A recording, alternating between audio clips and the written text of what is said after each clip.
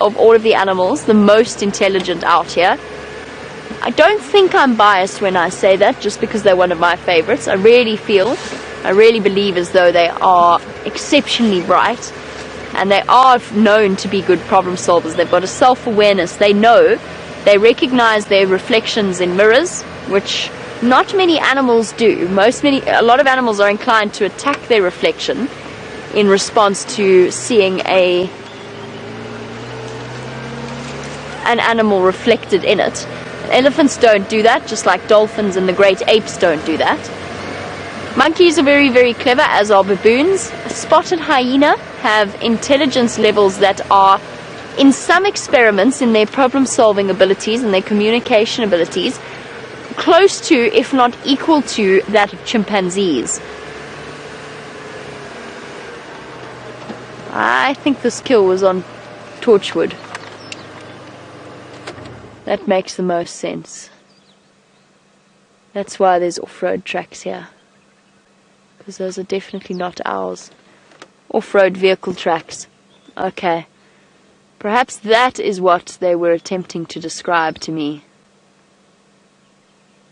The fact that... and there's the lion tracks coming south. Let me try and... oh, sorry, there's hyena tracks. Let me try and reposition to show you. And also it gives me a chance to search for where these lions went after this.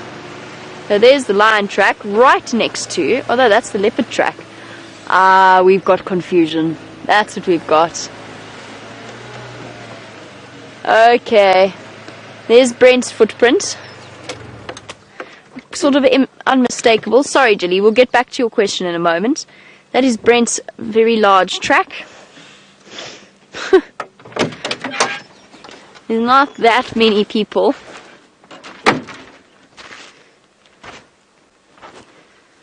Quite a lot bigger. And here's the track that we were looking at. Okay.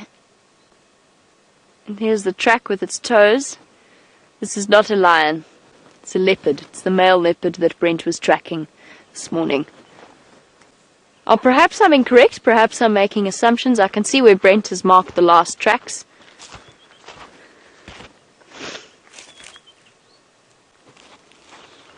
We'll carry on a little bit further. I can almost guarantee the kill was somewhere in here that attracted all of the vultures. And I do just want to double check around that junction just to see whether or not there are any cat tracks. But before I do, to answer Jilly's question, hyenas in experiments in terms of problem solving have been shown to have some of the best skills of any of the animals out here.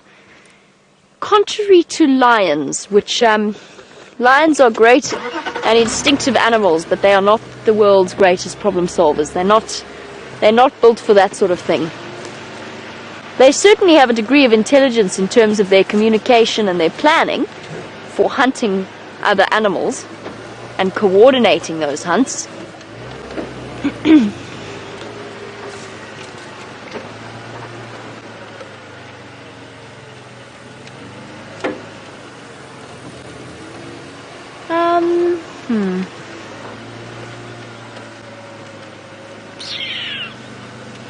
I don't see. I know Brent did mention lion tracks in this area. I'm just going to keep double checking. I'm actually going to try and get hold of him. Let's see if the game drive comms will work for getting hold of him on channel 1. Brent.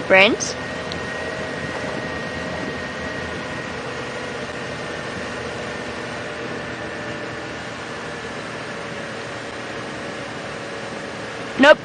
Doesn't sound like we're reaching him. Oh, there we go. Never mind. Where was your last set of Ngalo and Konzo? Were they on Cheetah cut line somewhere?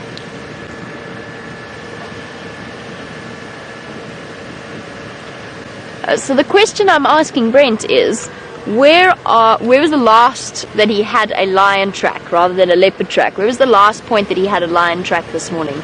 Because I just want to make sure that there wasn't any confusion. But where were the last lion tracks that you had this morning? Sorry.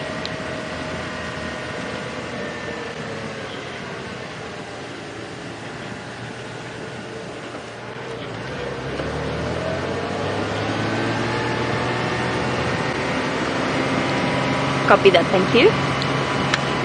They were further north. There was a little bit of confusion there between leopard tracks and lion tracks, no problem. And we were called into. I think that kill was the male leopards. Oh goodness.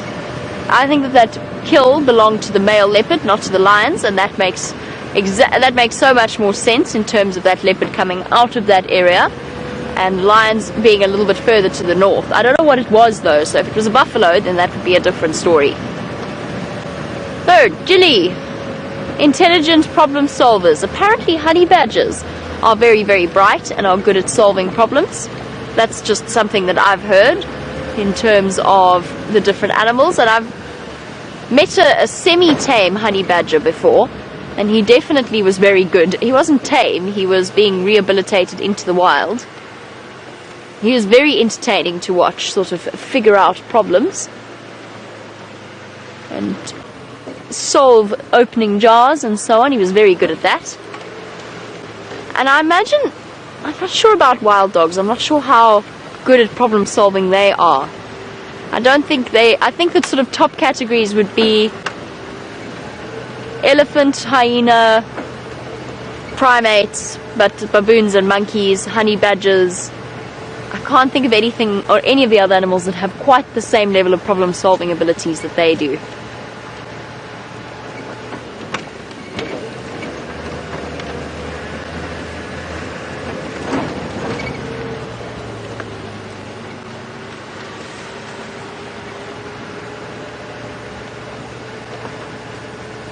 So Brent said the tracks were a little bit further north, coming into the block around here, and that they were heading towards Bufflao Dam. So I think it might be nice for us to just go back and check more carefully around the shaded areas and on the eastern side of the dam to see whether or not those lions have decided to pop up.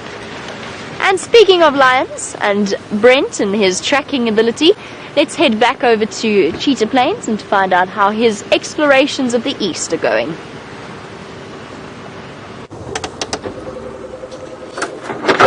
Well, I've just got an update that I'm a little bit confused on, but I'm just going to go follow up on it anyway. Apparently the tracks of a female leopard and 2 tiny cubs coming from Nkoro into Cheetah Plains around here, but I haven't seen any tracks. I've been checking very carefully, and apparently it's Tundi and her new litter.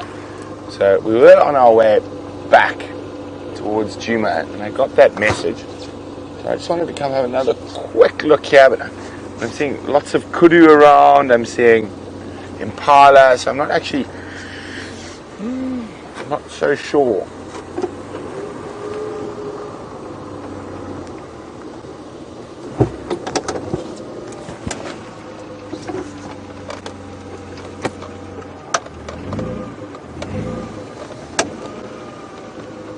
Hello. I'm just going to have a quick look on that softer sand there. See if that tiny little scuff mark is what I think it is. I'm hoping it is what I think it is. I'm sure you guys are hoping that that tiny scuff mark is what I think it is as well. If we know what we're saying now, I might have confused myself slightly.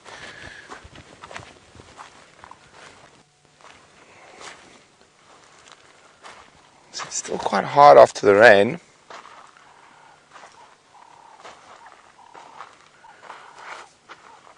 Just go look at my scuff mark again. Whoops, my door's open, that's naughty.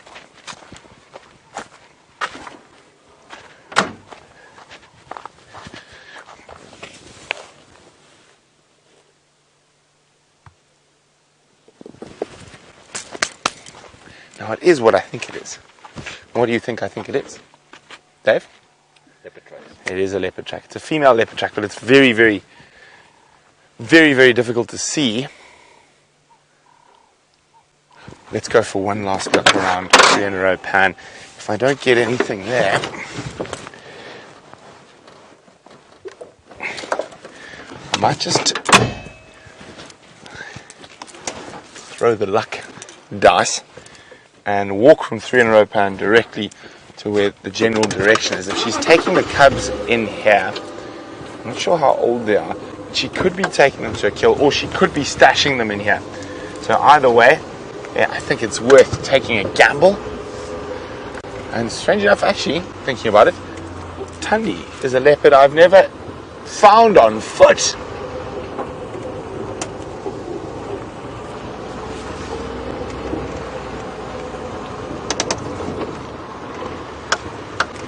Well done, Manda. Manda, for that, what is the highest altitude a leopard has been recorded at?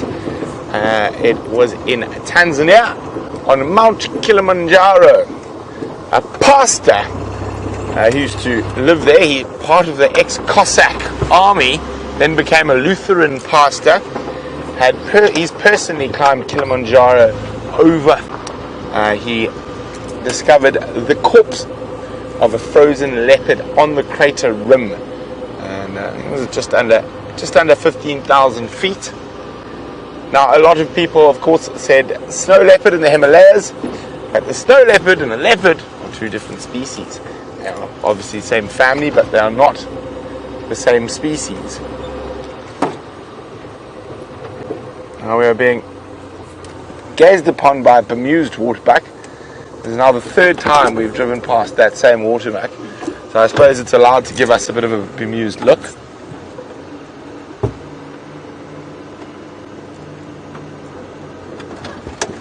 But it's being bemused behind a quarry. Dave? There we go. There is the bemused waterbuck.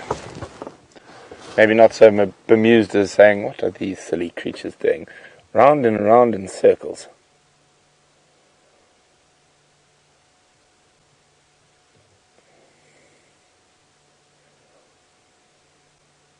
Wait a minute. Waterbuck, I'm trying to find leopard and cubs. Give a snort if you spot them, please.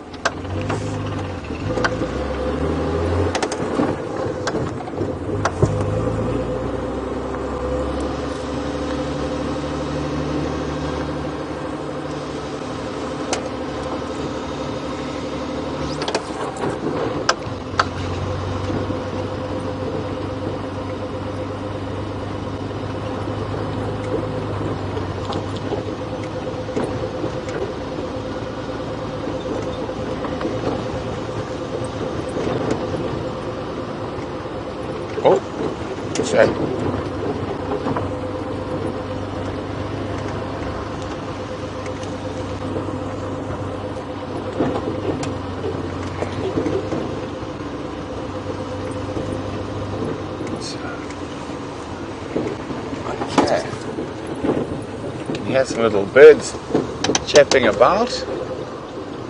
They sound quite upset. What could have upset them? Actually, I know exactly what's upset them. This is very close to where we saw that slender mongoose earlier, so that's why the little birds are alarm calling. Let's go back. I think I can spot one. Okay, you got him there, Dave, yes? Okay. He's just popped. So zoom and go to the left-hand tree. Right, so center tree, I should have said. Okay, now left a bit, and that tree, now center, up, out and up, to the, down a bit. Oh, just, there we go, top left corner.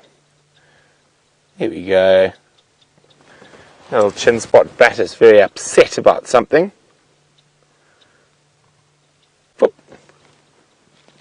I'm pretty sure that slender mongoose must be around here somewhere.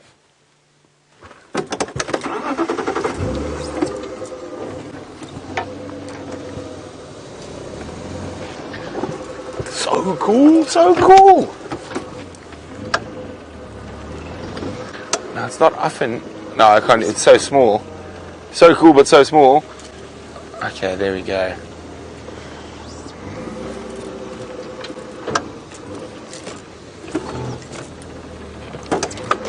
Okay, Dave, this is going to test your camera skills. You ready? Okay. Because of the rain, sometimes animals that have very small feet leave tracks. Am I too close? Nope. Look at that. Look how cool that is. You can see the toes, the claws sticking through. Isn't that amazing? Now, the next conundrum, of course, is what is that creature? I know what that creature is. That's why I got so excited. It's not a creature you see tracks of very, very regularly. Now, let's think. Maybe you guys would like to guess what little critter that was that made those beautiful little footprints. If you do know, questions at WildEarthTV or hashtag Safari Live on Twitter.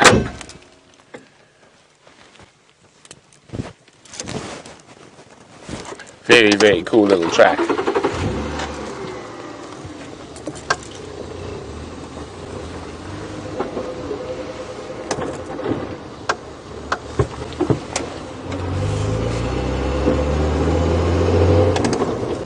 So we're going to do one last dash. It's our third dash already. Once, twice, three, fourth dash past 3 in a row pan today.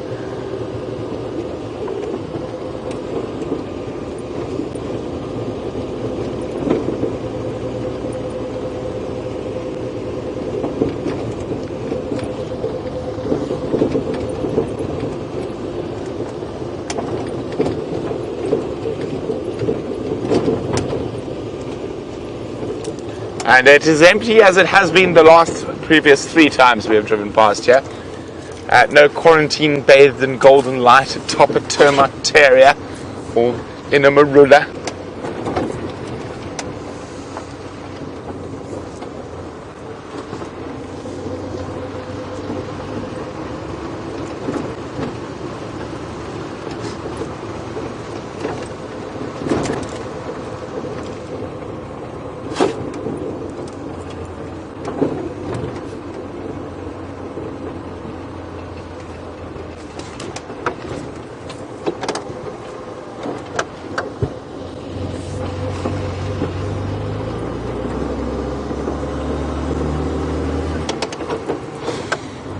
Okay, come on, Tundi.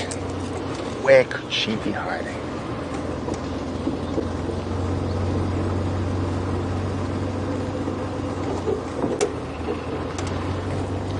Well, I go try to figure out where Tundi crossed. Let's go see what Jamie's been up to.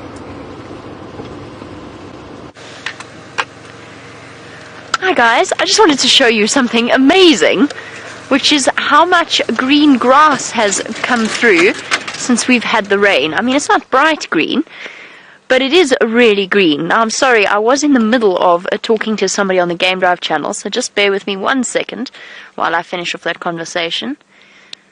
Affirmative, I haven't had any luck. I'm just checking around Bufflao East now.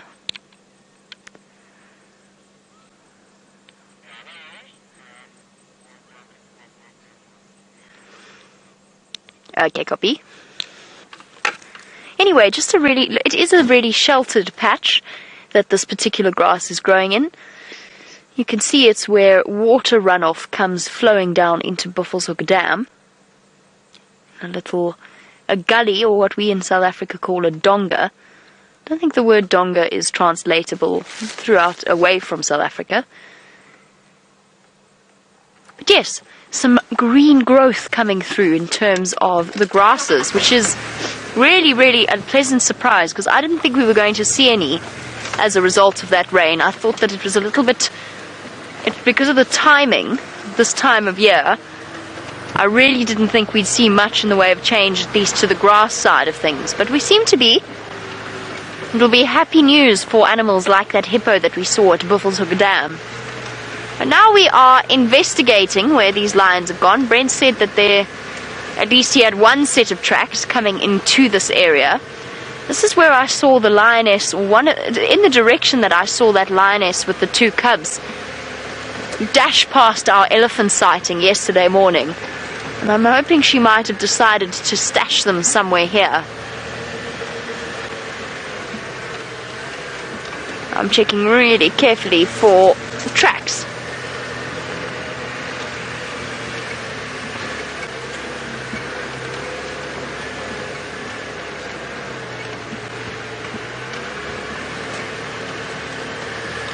And lovely to hear from you, Nancy in Texas, on the subject of our grasses.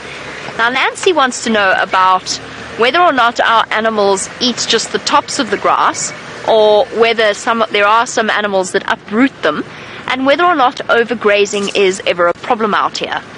And Nancy, first of all, yes, there are animals that rip up the grass completely, roots and all, particularly at the moment. Animals like, the first thing that springs to mind is an elephant. Elephants have been, if they aren't busy feeding on the trees, then they're busy digging up the root systems of the various grass and smaller plant species in order to get the nutrition that's stored in the root systems. So they have been doing that relatively regularly. Most of our animals, though, nibble the tops of the grass, and obviously grass has evolved to be eaten. So for the last however many thousands of years, the way that grass has developed is it's got growth points at different points along the stem. And so whenever it's eaten, the growth points that sit below it will just resupply that grass, hopefully in the same way that's going to happen with a certain set of sunflower seeds in the camp, or sunflower plants, because that is a very, very sad situation where poor Brian lost his sunflowers to the bushbuck. We could potentially have a problem with overgrazing. However, it's important to remember that this grass has evolved, as I said, to be eaten and to be utilized. This whole area has evolved, the balance has evolved with the animals eating them. So the plants, the trees get eaten by the elephants to stop the woody layer from dominating, and the grass species have been evolved to be eaten in order to propagate. And the only way you get a major problem with overgrazing, which is what we're seeing now, is if you have a drought and you have water holes. So the animal action, the hoof action, backwards and forwards to get to the water hole, combined with the overutilization of an area, can in turn overgraze and overutilize spots around water holes. And in turn, what that means is it takes that area a really long time to recover, because the grass species holds the soils in place. And as soon as you get your first big rains, and this is going to happen all around Buffelshoek Dam, as soon as you get your first big rains, if it comes down in a torrential downpour, it's going to wash away the top soil layer. And that topsoil layer has been developed over hundreds of years, slowly breaking down the rock beneath the surface of the soil, and then getting the nutrients that are needed. And then the pioneer, the tough grasses start off, they secure the soil, then you get the slightly more palatable and slightly more vulnerable grass species growing, the perennial plants, the perennial grasses, rather than annual grasses, and so on. So there is a very delicate balance. You see, it's not just there. I'm sorry, I'm very excited by this, because I'm looking now down onto the ground, and I know it's not much. I really do. But look at that. Bright emerald green grass shoots coming through. That really is wonderful to see. Just goes to show how resilient an area is.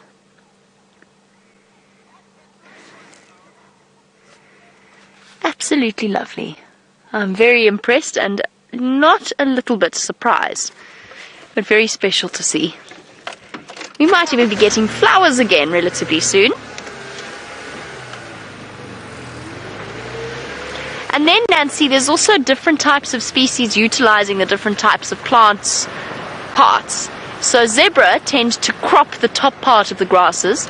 Wildebeest, with their slightly more nimble lips, will go and nibble around at the base of the shoots where the most nutrition is, short of uprooting the plant. Now, that's why you often hear of that symbiotic relationship between wildebeest and zebra, but it doesn't mean they can't exist without each other. Most definitely not. And it's one that I think is slightly overemphasized in the basic guiding books, the story that wildebeest and zebra are always together because they eat different parts of the same plant. You don't really see them together all that often out here. But it is a useful example of different animals utilizing different parts of the grass. No sign of our lions around Bufflao Dam. In fact, no sign of anything around Bufflao Dam, apart from the new bright green grass shoots, which is really exciting. I have not seen all that many. The antelope aren't around, and that's just because there's still puddles of water on the ground.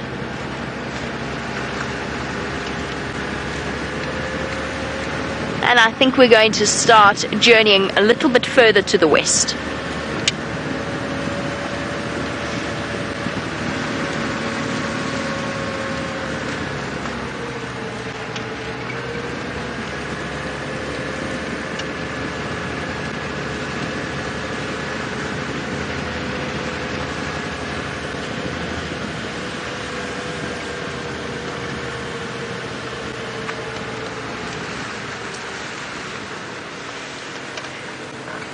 I've also spent a lot of time lurking around this area in order to, especially in the evenings, in the sort of hope that all of the aardvark holes that are in this area will translate one day into an aardvark sighting, because of course I'm not famous for, but it's becoming a little bit of an in-joke, because I've never ever seen an aardvark in the wild. I don't know what it is. I don't know why it is. I have worked in places where I've gone on aardvark captures before, and I've just never managed to see them. I've always just missed out on seeing them. How's that backlighting going to work? Let's see. Beautiful. Sorry, we'll go back to talking about aardvark in the moment. For now, we've got this lovely waterbuck ram. He is absolutely huge.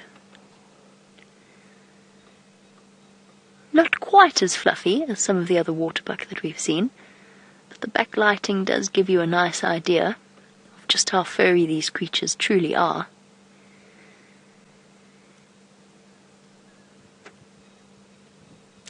Lots and lots of waterbuck around. How many did we count this morning in that herd? It was 15. There's some big groups of waterbuck. And he must be loving the new bright green grass shoots. Perhaps rejoicing in the fact that he has been one of the first antelopes to discover this.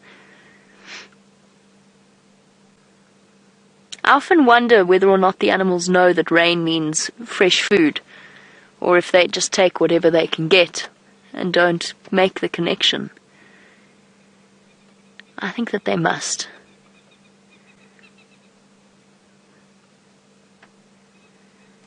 We've got some old scarring.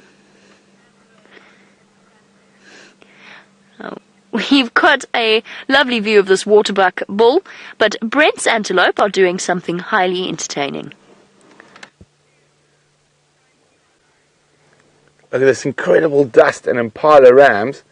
They were all a second ago chasing one poor female, and they got a bit confused. They didn't realize mating season's over. But what they have done is create some spectacular visuals for us with that sun and the dust and the Impalas. Come on, chase them again. Make some more dust, guys.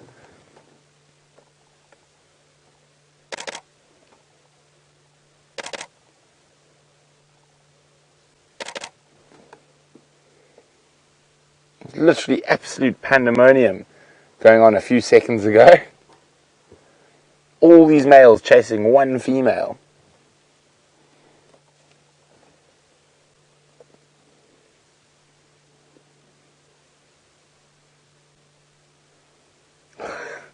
All calm now.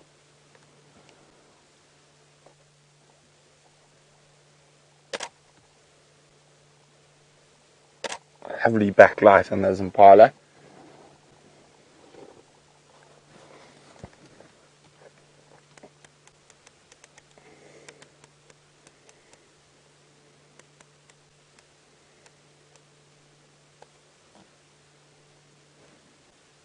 Beautiful big herd of Impala. But it looks like all the pandemonium is over, and they've just gone back to feeding. There's about 40 around us at the moment. Come on, something spark you into chasing again. It was amazing how much dust in. Oh, here we go. Are we going to go at it again? Boys will be boys. Heard some of those coughs. Just going to move off the road. There's a car coming. I want to cause a traffic jam. Now, what probably happened is that they picked up the wrong scent from that female and literally sent this whole group of males into an absolute tiz. Thinking there might be one poor female who wasn't impregnated during the rut.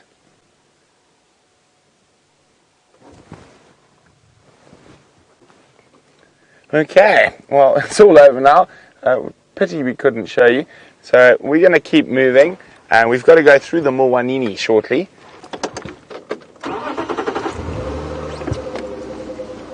So we might lose signal, but stay with us till we get a bit closer.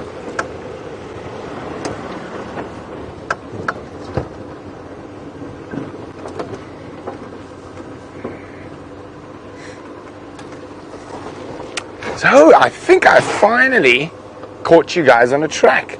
We had dwarf mongoose, a porcupine and civet, and none of those were correct. Oh. So back to the drawing board. One of them is in the right area, right family, but none of those are the particular individual. So as we're about to descend into the Mulwanini river system and our signal gets a bit iffy, while you ponder what track that could possibly be, let's go back to Jamie. I wonder what track that is. I'm curious now to find out. Of course, I can't see it from driving about on the back of Wendy, but I'm very, very curious to see if I would get it. Sounds like it might be one of the tricky ones that Brent has pulled out of the hat, so to speak. And he was looking hungry. He actually, to me, Tingana looked as though he'd lost... Tingana's a dominant male leopard in this area, by the way. And to me, he looked as if he was not just hungry, he looked as if he'd lost muscle tone around his shoulders and his neck. Now, he did have a little bit of a limp. Apparently, he's had a limp for a long time. I've definitely seen the limp a couple of times in the last few sightings that I've had of him. It's Impala. I also got quite excited. There's just something reddish and cat-sized walking across the road, but it's an Impala very far away. But yes, back to Tingana. He just seems to have been a bit down on his luck recently. But perhaps this is him now, whose tracks have come out onto Cheetah Cutline and moved back into Djuma.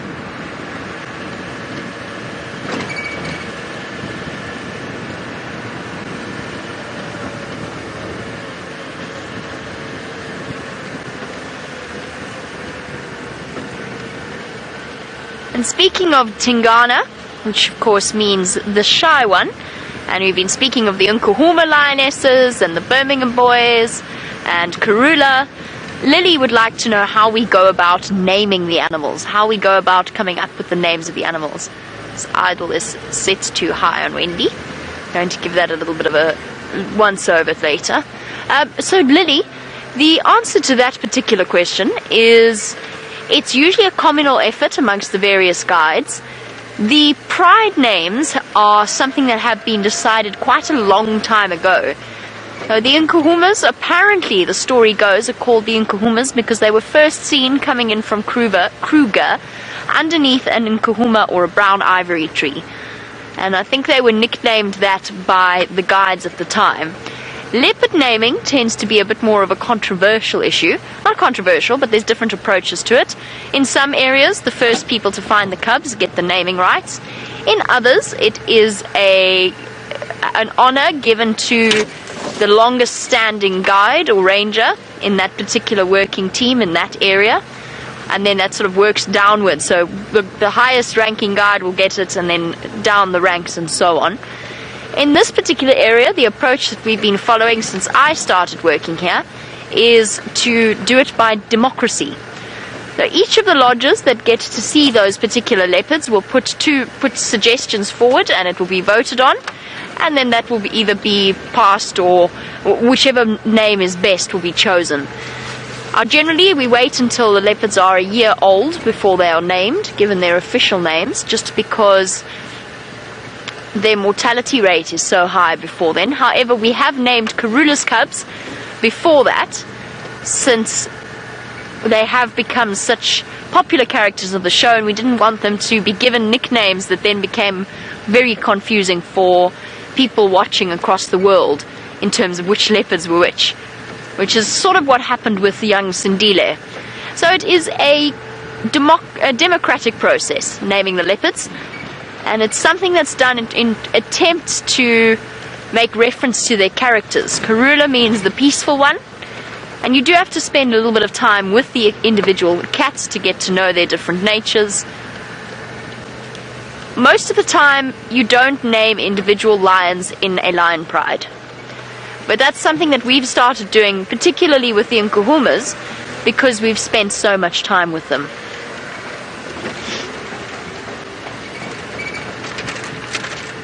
So in that case, it's actually, this is more a wild earth naming than it is any kind of official standpoint from the other lodges. The same applies to our hyena names. Those are completely names of our own for us and the viewers of Safari Live, and none of the other lodges will recognize them or call them by those names.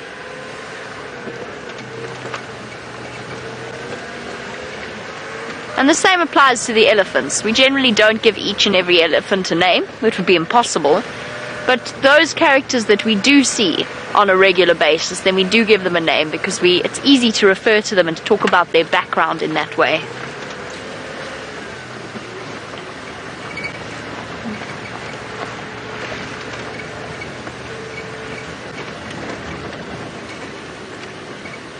I'm also hoping, as it starts to get a bit cooler, that Karula might pop out, because she performed a mysterious disappearing act this morning, or last night. Her tracks didn't pop out onto any of the roads, which leaves me convinced she must be sitting in that drainage line still, where she had the kill, in the Mulwati itself, just hidden away somewhere. And of course you could drive within 50 meters of a leopard, and unless it is sitting upright or flicking its tail, you could miss it completely. Just watching these Franklin, they look like they were about to have a bit of a fight, but they seem to have changed their minds. Perhaps it was just a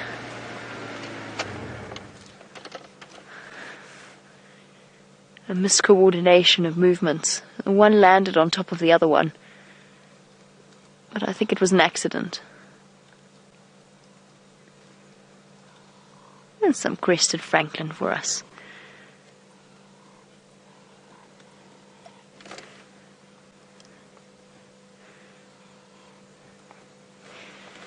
Okay. Sorry guys, I was just listening to the Game Drive channel. Mike's just calling in a hippopotamus that is out of water, but unfortunately it is on Torchwood. Obviously they have their own resident hippopotamus in that area as well.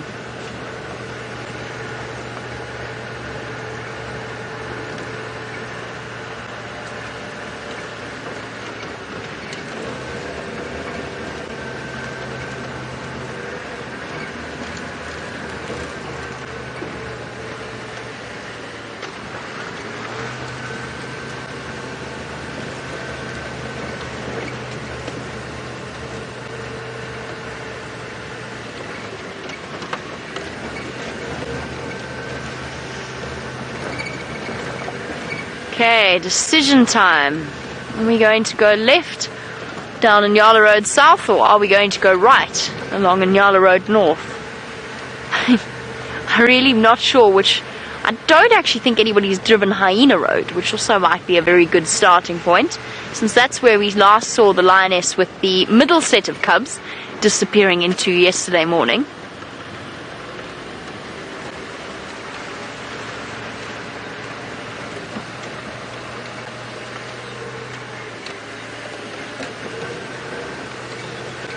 And while I decide whether to go left or right, it seems as though Brent and myself, thinking along similar lines, he's popped into the Mulwati drainage line to go and see, I imagine, whether or not that male leopard or Kula have popped out somewhere there. And let's go and join him on the back of Rusty through a river.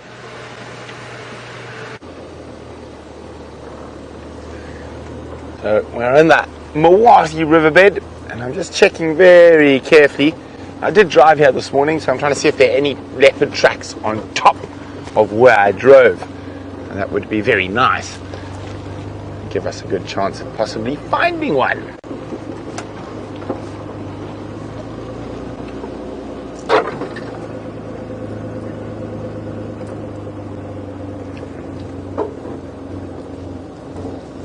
This is ideal leopard country around here. Especially if you've got cubs, there's lots of good spots to hide them, lots of trees, lots of thickets.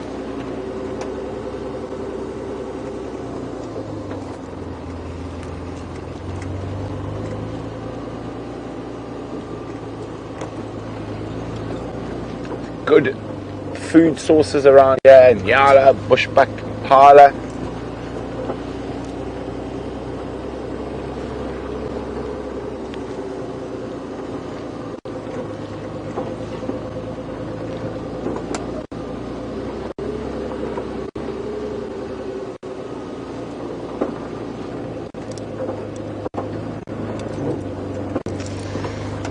Hi Marsha. Marsha's wondering, do Impala mate throughout the year or is it seasonal?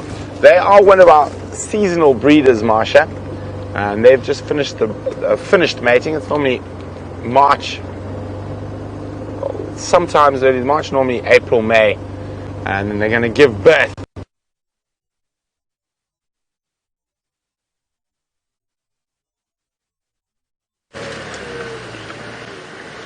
And back across to us in Nyala Road South, as poor Brent has lost signal completely in the Mulwati drainage line.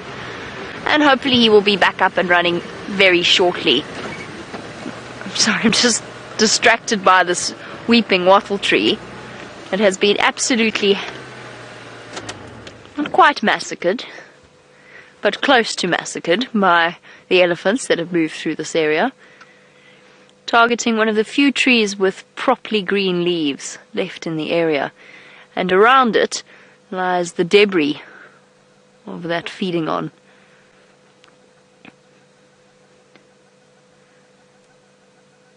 Also gives me a nice opportunity to just stop and listen. One thing I've noticed about the elephants while they're eating this weeping wattle is they are, goodness, sorry, I put my jacket around my earpiece. I'm all zipped up inside, zipped up inside me, so I can't get out. There we go. The one thing I've noticed a lot with them eating the weeping wattle trees is that they're not concentrating so much on the leaves, which aren't very nutritious at all, but they are spending a great deal of time, if we drag this bit over here, they are spending a lot of time stripping away the bark. This is the end result when you next see an elephant. Get off. There we go. Next time you see an elephant put the branch in one side and then they sort of twist it around with their trunk, and this one's quite heavy so I can't do it with one hand. They kind of eat away the bark and it comes out the other side completely stripped of whatever cambium layer it has left. And it just keeps going, and they make it look so easy, but it's actually quite difficult to do. Obviously, I'm not going to try and do it with my teeth. But just in terms of balancing this end, but I suppose having a tusk also helps. So they're after this strip of wood. This, by the way, is the same tree that Ryan used on his interview drive to make string out of. He ended up making a bracelet by stripping away this layer, but he chose a young one. Oh no, it wasn't, sorry. It wasn't. It was a terminalia, my mistake. It works as well with weeping wattles. Is actually where I was going to go with this. He chose the terminalia. It does work with weeping wattles as well as knobthorns. They're obviously desperate at this point because generally elephants avoid the weeping wattle trees. They tend not to have that much in the way of nutrition. And that weeping wattle is going to be fine, but most of its main stem is broken. We've still got parts of it intact, so it will survive. the meal of the elephants. We decided to go left, by the way, down in Yala Road South.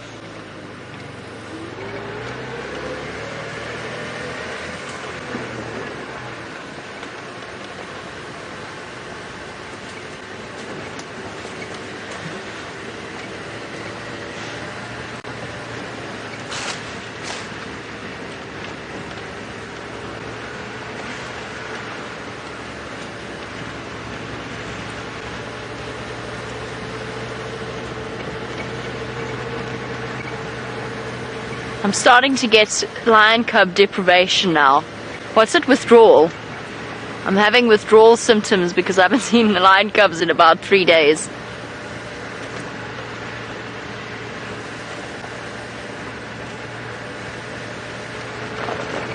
And I haven't seen the oldest set of cubs in what feels like forever. Has probably only been a week, but it feels longer. And I can't wait to find them again to see how much they've grown.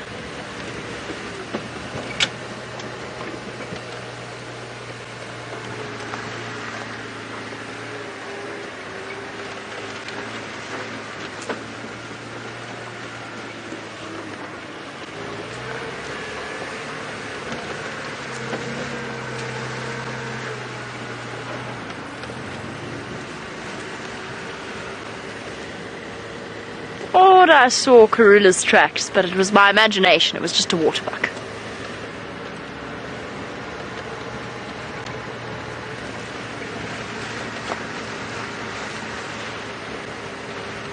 And lots of fresh elephant tracks as well, which is good, because this morning we were talking about the fact that we were feeling slightly abandoned by our elephant herds. I don't know where they've been going or what they've been up to, but they have just disappeared.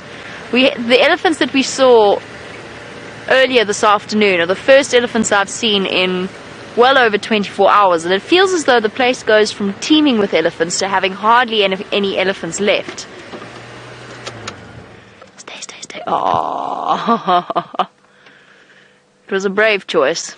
It was a brave and risky decision, and it did not yield any results except for the twitch of some ears behind the trees of a grey duiker.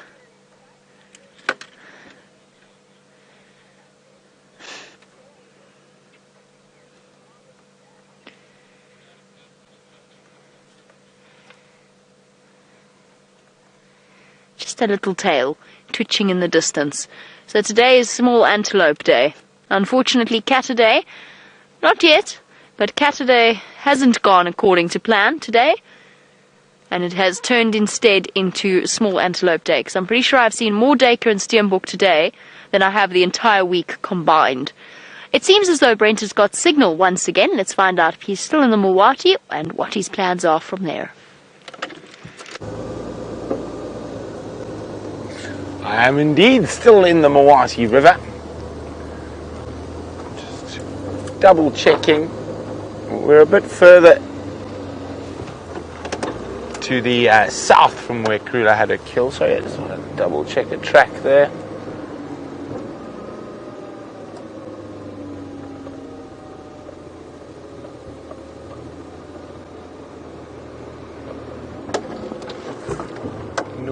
Nope. Come on, Queenie, where are you hiding?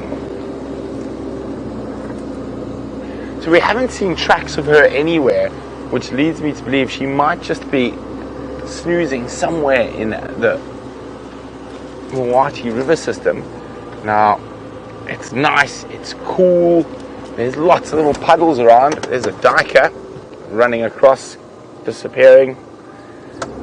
So that's not a good sign when you're looking for a leopard. Off it goes.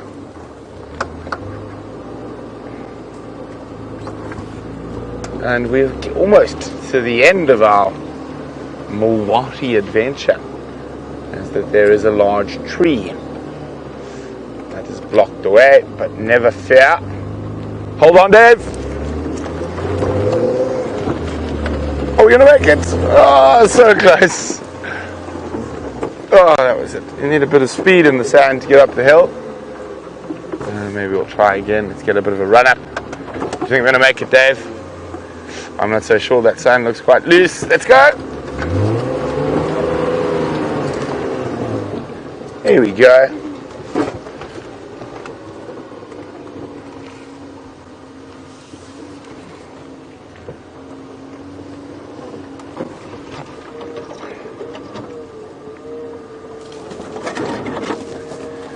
So I'll hint that the track was definitely not from a porcupine, and it was definitely not from a civet. It was definitely not from a dwarf mongoose, but something that shares a common ancestor with a dwarf mongoose.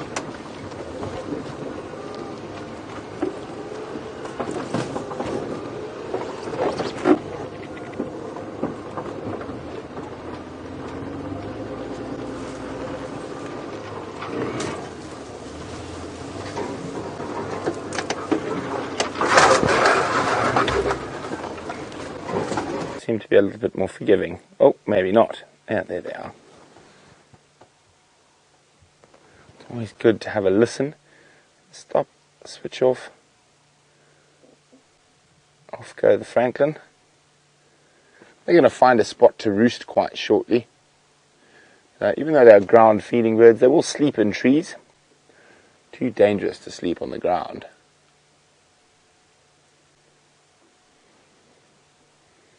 Anyway, of our little Franklins.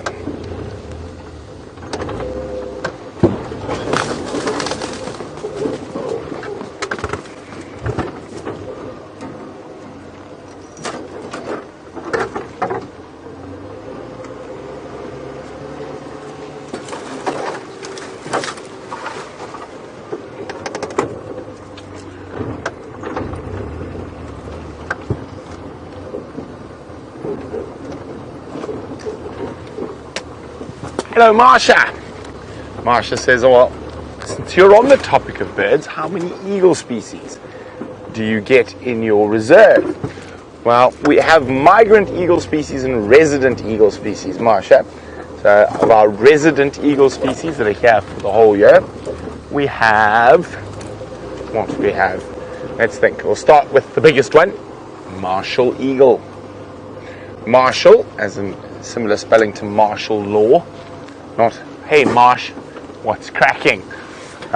Martial eagle, that's the biggest. It's got a wingspan of over 2 meters. And what else? African hawk eagle. So we're on 2. Bateleur. 3. Brown snake eagle. 4. Tawny eagle. 5. You have the possibility. I've never seen one on Djuma, but they do. I have seen other parts of Sabi Sands. A black-breasted snake eagle.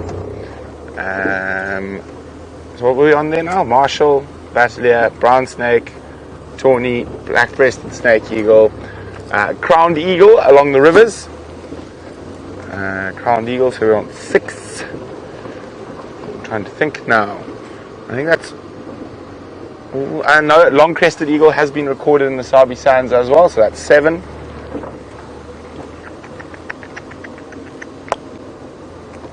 Oh, I'm trying to make sure I don't forget any resident eagle species. I think that's all. I've got all the residents that stay in South Africa year-round.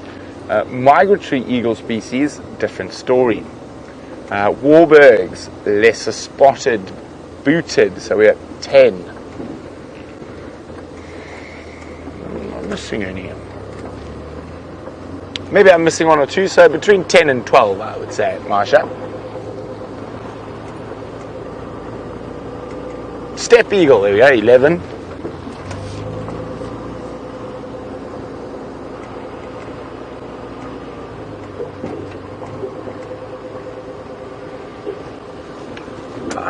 So the Sabi Sands Game Reserve is made up of a whole bunch of smaller properties, and Michael is wondering how many different reserves make up the Sabi Sands.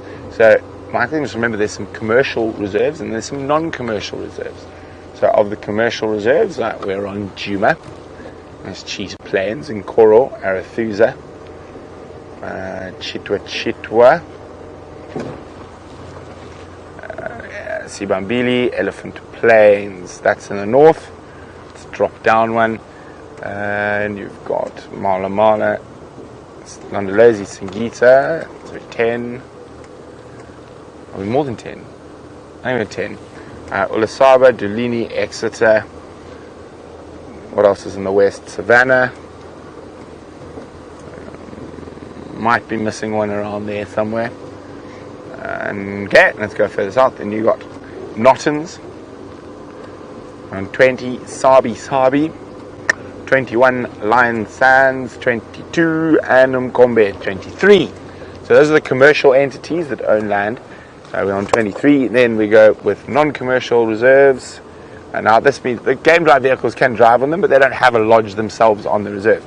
Start up in the north.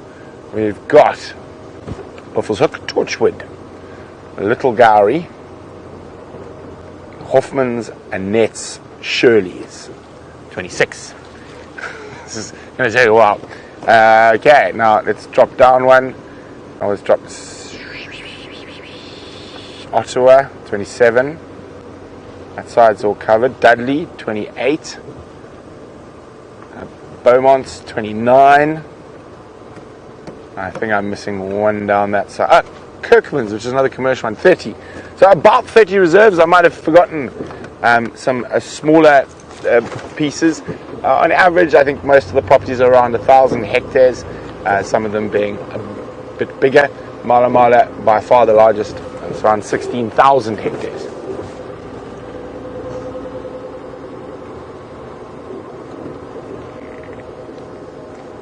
Michael, I hope that helps. I might have forgot one or two. At least 30. Oh, I did forget another one. Now I forgot to remember his name. Down south. 31. Just call it 31. Where's Kula hiding? Not a track.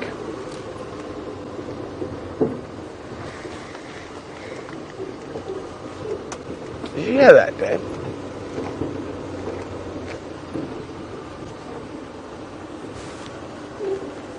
I was correct. I thought I heard a tree being savaged. Oh, unfortunately, it's definitely not going to be the best visual.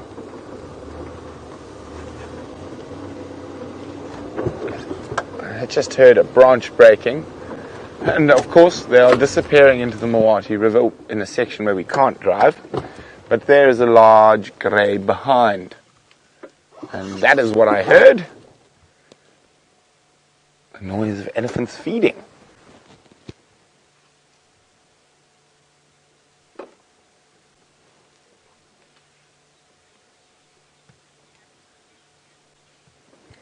Crunch, crunch, crunch.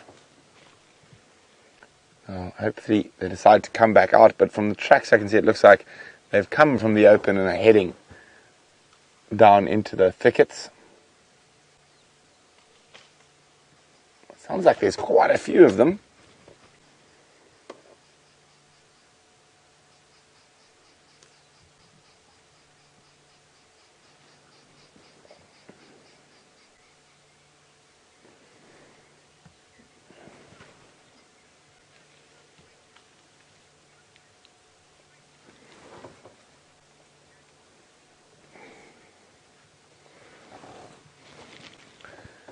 So Mike is wondering, even though elephant bulls travel vast distances, do they ever encounter their natal herd?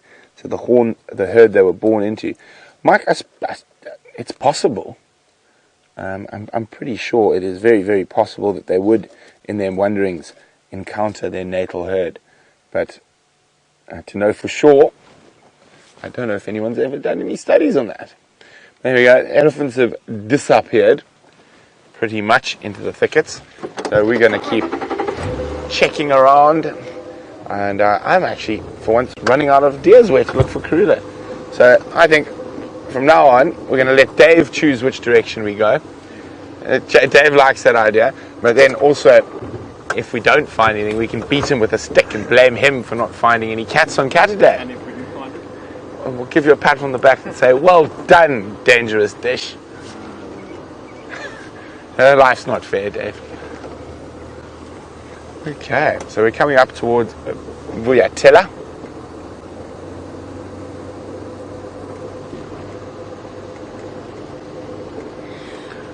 Maybe those elephants will move through the Mawati and chase Kula out for us.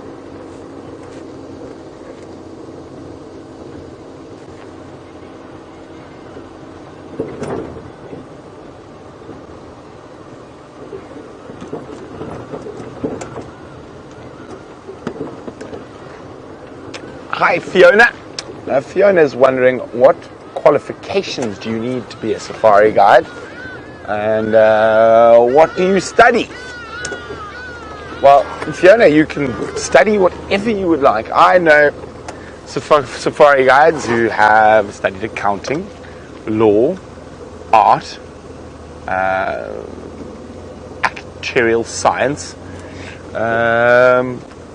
what else? Oh, environment, obviously, of course, the environmental ones, wildlife management, conservation, all that type of stuff. But the one thing about being a safari guide is, as much science as it is actually not a science, it's an art. So the most important thing about being a safari guide is actually looking after your guests. You're in an entertainment business. Now, so in terms of qualifications that are legally needed or required, you need to be registered. It depends on the different countries, but you'll have to be registered with your Department of Environment and Tourism, and have to have passed some tests to say that you're suitably safe not to get people squashed by elephants. Quickly across to Jamie. I don't believe this. We've stumbled right into the middle of a lion hunt. This buffalo just came sprinting out of the bushes, and behind them is all of the Nkuhuma Lionesses, or at least 3 of them, trying to track them down. This buffalo bull is fighting back, and I guess Hyena Road was the good choice, and they are hungry and determined. It's worth getting Brent here. We are on. Please don't run into me. Look at this. Look at them go. She's determinedly chasing him. They're just going to wear him down. The other lionesses haven't even given her a hand there. She is racing into the bushes. And we've got 1, 2, 3 lionesses here. This is incredible. They're jogging along. Hold on.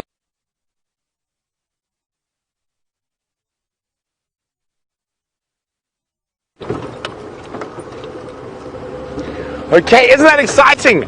So Jamie's found lions on the hunt. It is in a bit of a windy signal area. It's a bit of a dodgy area, so we're gonna go give her a hand in that area.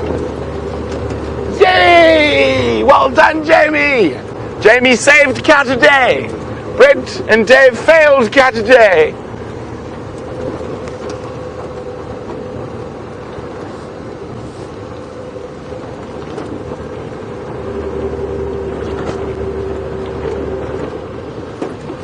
Standing by. Oh, yay! Copy, on my way. Hold on, up and down. But back to Jamie, she's found some signal, so we're going to go give her a hand in that area. Hyena Road on the eastern side. They are chasing the buffalo, are racing away. They've gone into the drainage line system. And we are going to lose signal in here, but Brent is on his way. Oh, you on there, Andre?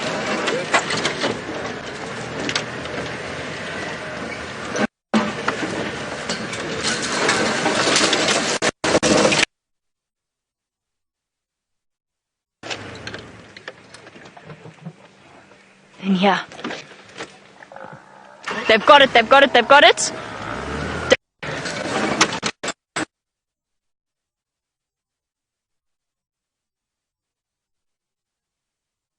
Inside my toilet.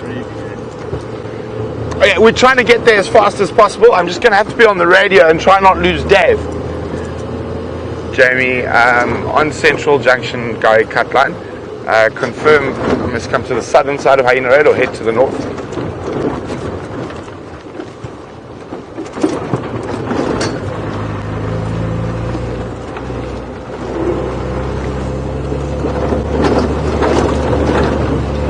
Hold on!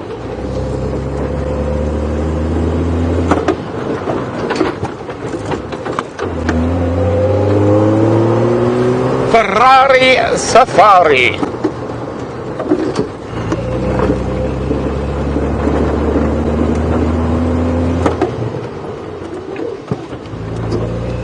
So confirm Nyala Road North.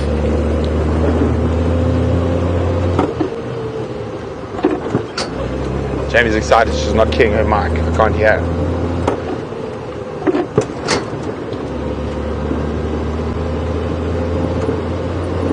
Jamie, confirm Nyala Road North. So much excitement when you get these type of sightings.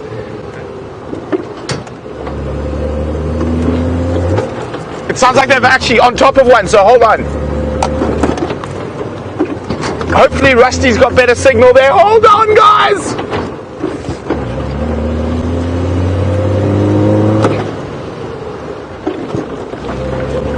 Dave, you still? Oh, Dave's still there.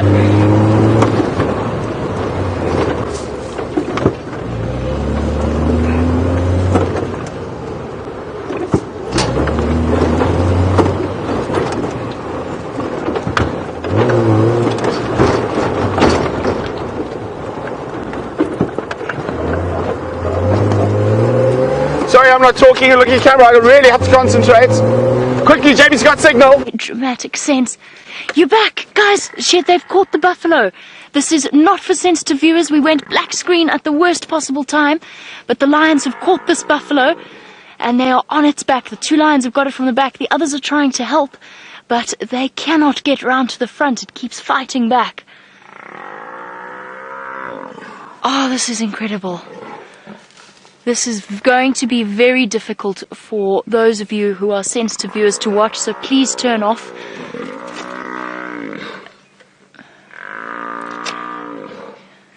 The audio of this is absolutely unbelievable. I'm scared of repositioning right now, but I am going to try. Okay, we're going to reposition. I'm hoping we don't go black screen.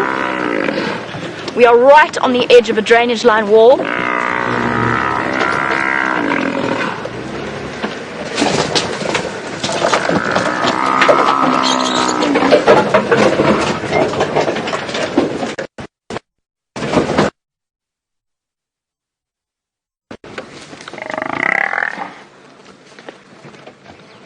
We've got to be very, very careful here that we don't get in the way of what's happening.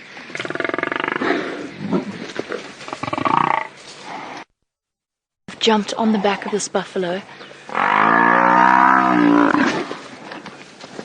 It's a very, very big bull. And there's some serious fight in him here.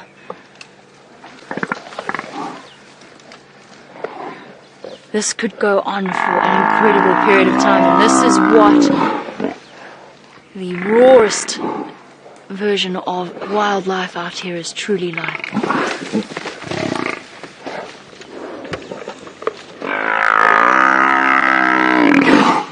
A-firm Brent, I think so. Here comes the fifth lioness. I just need to make sure that we've got an escape route here in case this buffalo comes to us.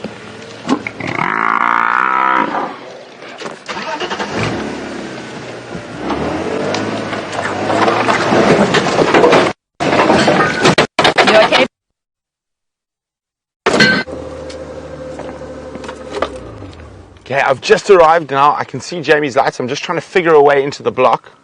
Okay, I can hear that buffalo, so now I've got my sign. Hold on.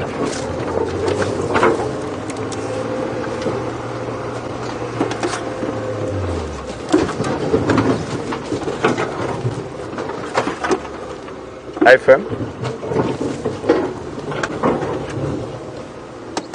There's a very steep.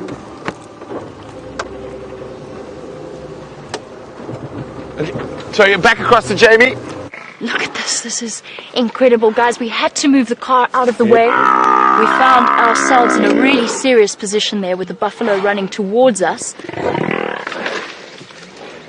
And we had to get out of his way. He is a 900 kilogram animal that is very, very frightened right now. And we found ourselves in a very difficult position. He was trying to charge the lions that were around us, and we had to move.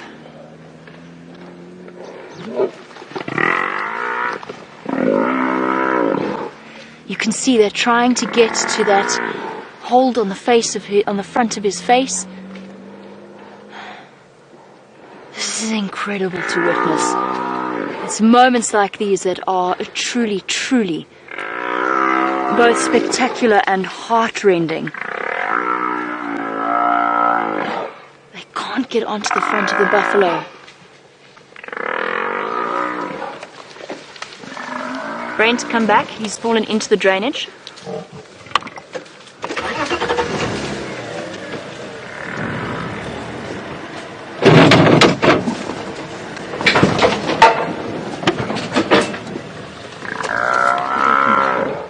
Pardon?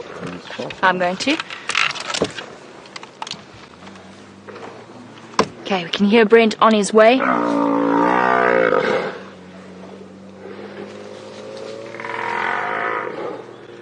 I cannot believe this is the way the afternoon went. This is the last thing we were expecting. He's still fighting back. He's still chasing the lionesses away. Brent is racing back towards the scene because we cannot get down here without rolling the vehicle. If you can get in from there, that'll be your best approach.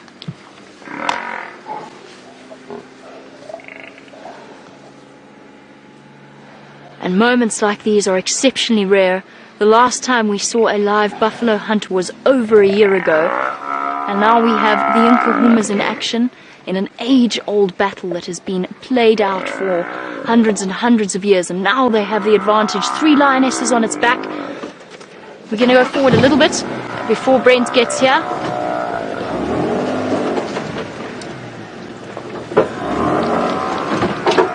There we go. How's your view there, Jean-Andre? Good. All of them are on top of it now. They've taken it down, and this buffalo has just lost the battle. They need to get to front of its head, they need to grab its neck or the nose, but the fact that they've got it off its feet and on its side.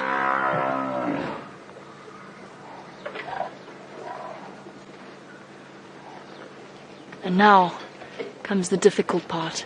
The sounds of this buffalo is absolutely heart-wrenching. And at the same time, we've become so invested in these lionesses. We know that they have 3 sets of cubs to feed.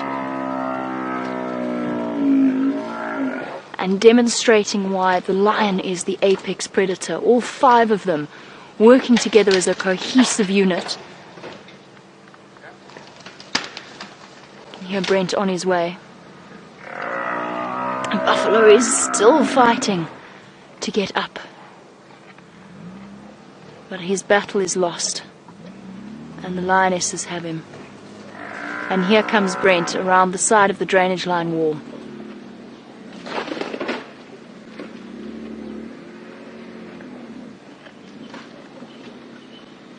I can't believe this is the way that the evening has gone. Oh, he's up! I don't believe it, he's got up! One powerful push of those legs, a desperate last struggle of a buffalo that is losing this fight. Over to Brent, who has got a different view. So we just managed to get down here. I know this is very disturbing for some people. It looks like all the Nkuhuma ladies.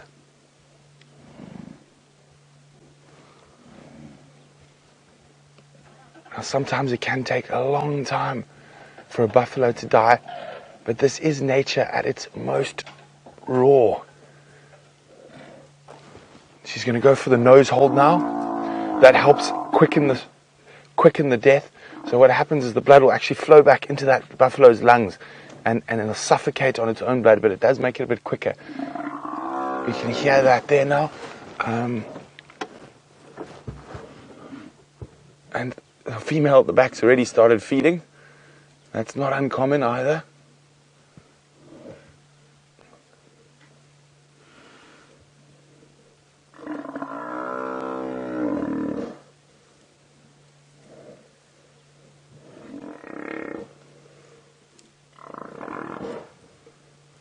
This is really hard, but this is nature.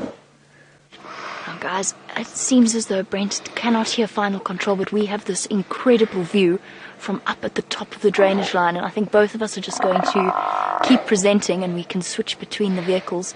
We've got this view from above. Oh, the sounds of this buffalo. I know this is really hard to watch. It's hard for all of us. Utterly devastating to see. And at the same time, you cannot help but admire the power of these cats and the power of their teamwork.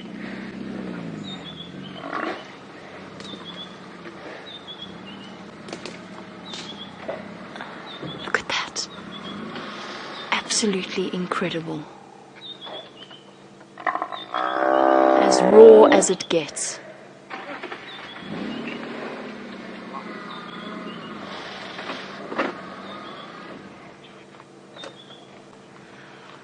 Truly, truly phenomenal to witness. I have seen this go on for over an hour, but slowly but surely, this buffalo is getting weaker and weaker.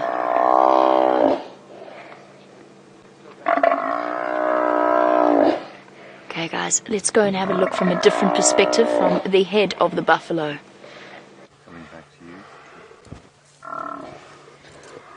Okay, look at this, we're right here, we've just repositioned to get a better view here. And you can see the lioness at the back has already started feeding. That's not uncommon.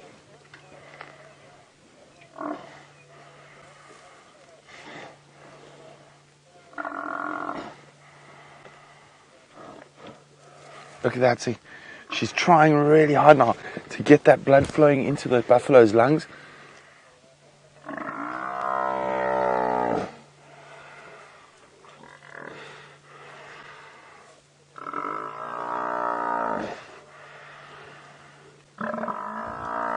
Oh, see, she just got kicked.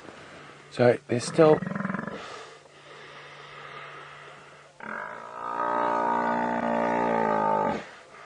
Look at that. Isn't that incredible? I know this is really sad. I'm just going to keep quiet. As I keep saying, this is nature at its most raw.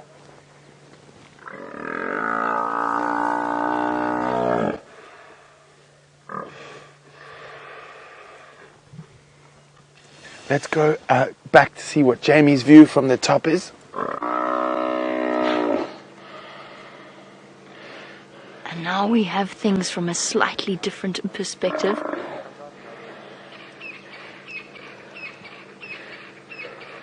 You can hear the desperate breathing of the buffalo. This is one of the hardest sights to witness out here, particularly with such an enormous buffalo bull. And the silence of the evening is just broken by the distress calls. Let's go and have a different look from Brent's perspective. Maybe you can see, you can hear that labored breathing, that blood is now going into the lungs. And you can see the other lionesses aren't too perturbed at keeping it down now. They're starting to feed.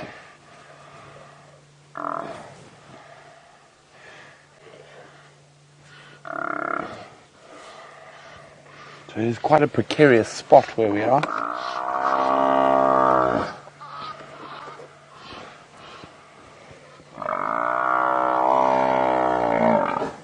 You can see that buffalo is still trying to get up. It's amazing the fight these old buffalo bulls have.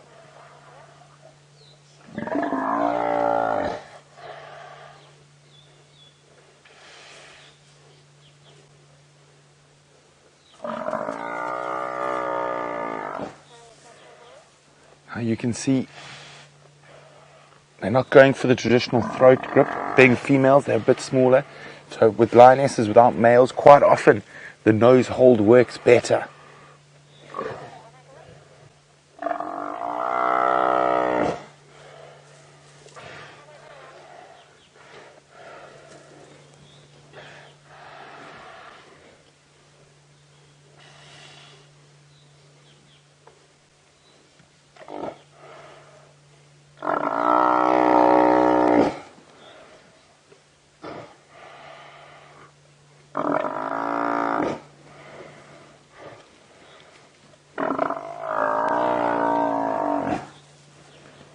I know this is really, really difficult for a lot of people to watch, but the lions, as I say, have a lot of cubs to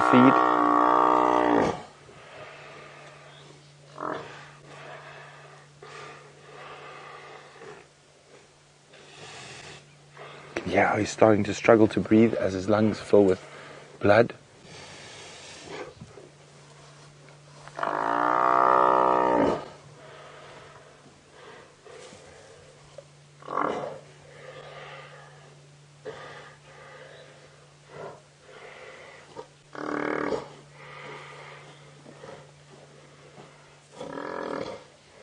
So it is 5 minutes towards the end of the show, but we are obviously going to extend because this is incredible.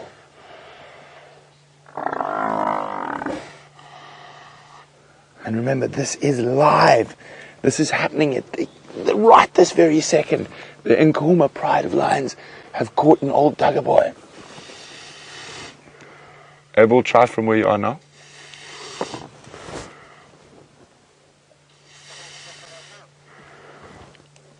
Come in towards the shkova from where you are.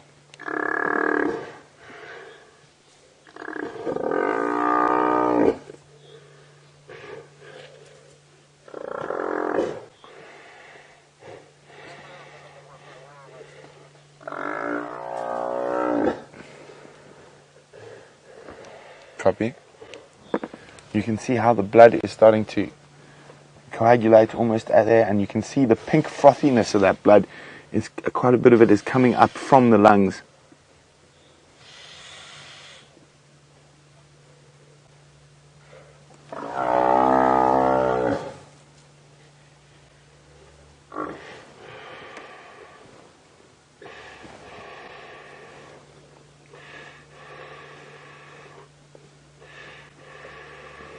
Now you can see those lionesses have already decided. They've started to tuck in. Now, incredible amount of energy is expelled by the lions to bring down an animal of this size. He's still fighting.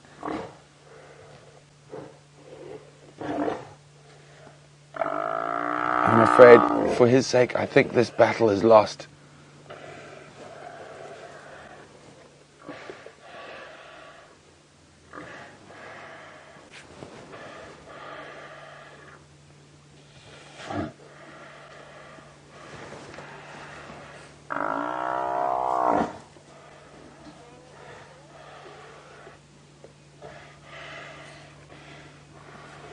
Oh, let's go across to Jamie.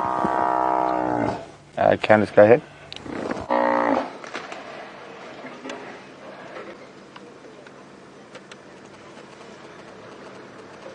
The air is just rent with the sound of this buffalo. I cannot believe how long he has fought for. Truly filled with admiration for these incredible animals. And it's both an exhilarating and a heartbreaking sight. These lionesses are doing what they do best. I'm going to send you back over to Brent. We just want to keep giving you a view from an alternate perspective. Okay, we're back down in the drainage. And you can see that buffalo is seriously struggling to breathe now.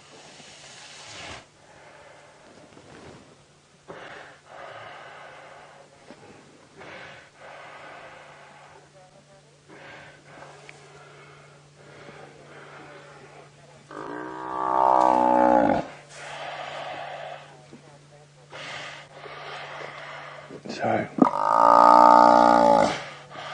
I know this is quite difficult to watch, but it shouldn't be too long.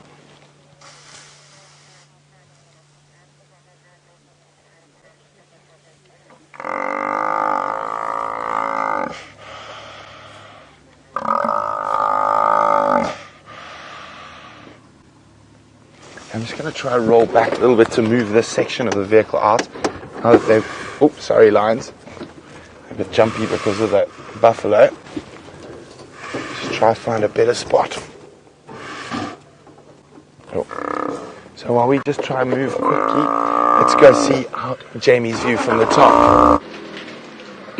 And while Brent changes his position, we still have this extraordinary view. I have never seen a lion hunt from this perspective. And there we go, starting to have that aggression with each other as they get into each other's space. And this will become even more apparent once they have completed their grisly deed and they start to eat the buffalo in earnest. And lions will fight each other for every scrap of meat initially when they first start to feed, and these lionesses are hungry.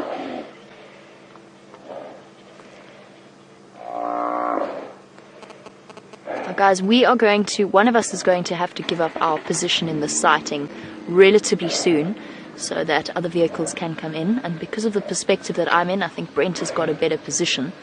So we will stay here for as long as possible. My arm is starting to shake because the adrenaline has just kicked in. This is absolutely extraordinary. There's Brent repositioning and chatting to Mike. This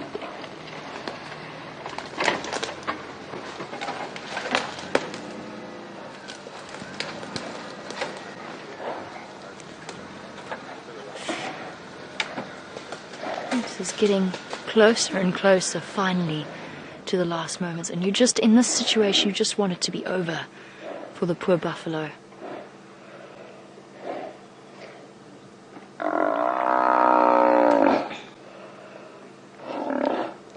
The lioness is playing a patient waiting game. One of the lionesses taking point at the head. Guys, this will be our last perspective from this angle. We have to give up our position in this sighting. We're going to move off and let other vehicles come in, but we're going to send you back over to Brent.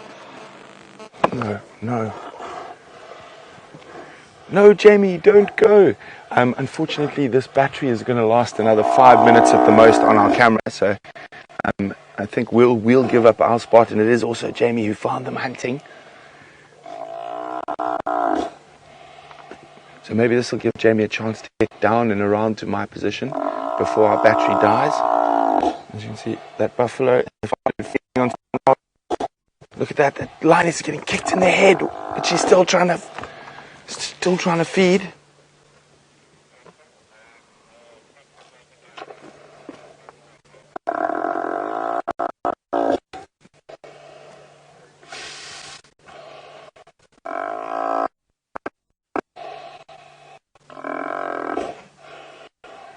So I just got to talk to Jamie quickly.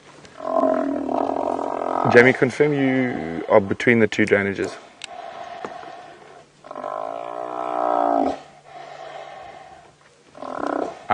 Okay. We'll stay just as long as our battery's about to die. So Vernon, you can come take my spot, and then Mike, you'll be first standing by.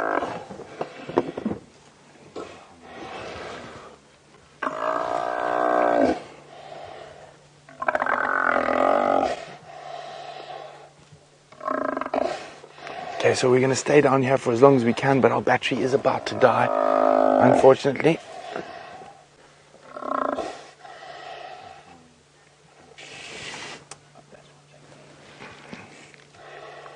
Look at that. So I know this can be quite harsh. That they are already feeding.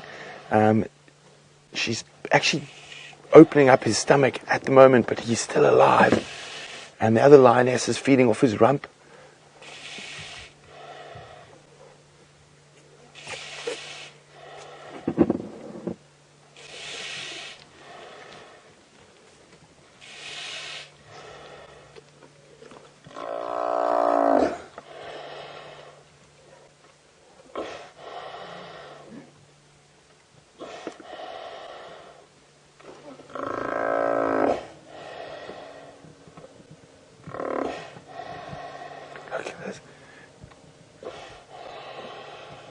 Sorry guys, there's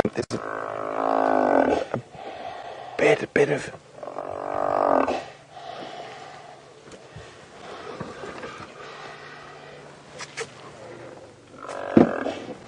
Okay, so guys, also there's obviously a lot of people waiting for this sighting, and we're going to stay as long as we can with the battery. I think Jamie's going to try to reposition to get a better view, and then we're going to have to move out and let the other guys come in and get a chance. But well done, Jamie. As you can see, she's still holding on.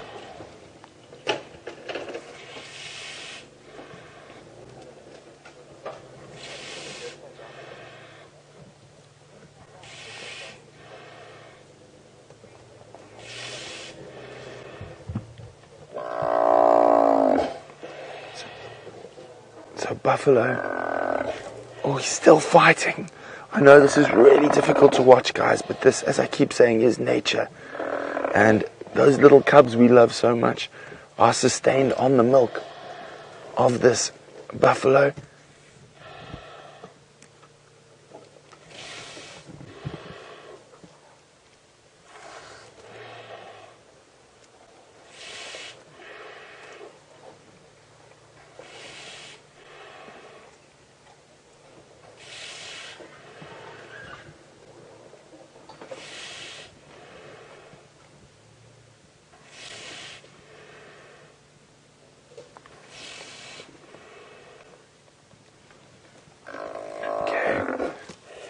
I know this is very difficult, and I'm just going to keep quiet, and I know a lot of people might be finding this very difficult, but just, you've got to look at it with the big circle of life.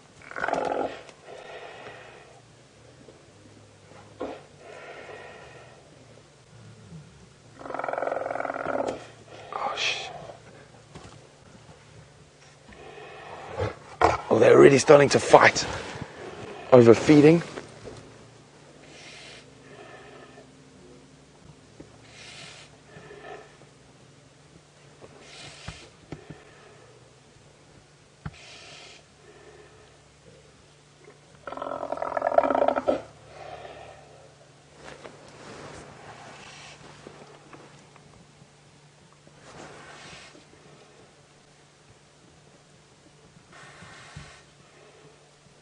Okay. The breathing is starting to get far more labored. Oh, what's happening? There's a fight. There's something else there. Is it a male lion? Is it a leopard? What happened? That lioness just took off. That lion just took off and chased something.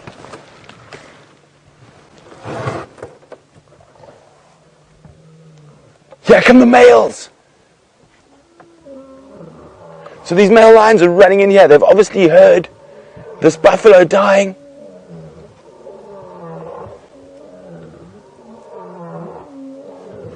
But the lioness obviously weren't sure whether, or some of the lionesses are running away. This might not be the Birminghams. Could this be new males, Salati males? Look at this, isn't this amazing? That reaction it's a bit unusual if this was the Birmingham boys.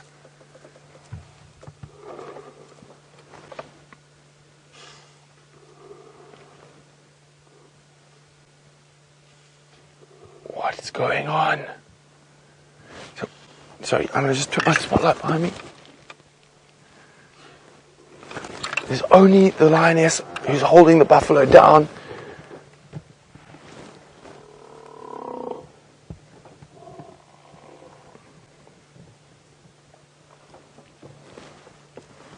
What? Could it be the Birminghams? Could it be new males? Stations 4 of the one side to have run away after those one was called. Only one still in the buffalo.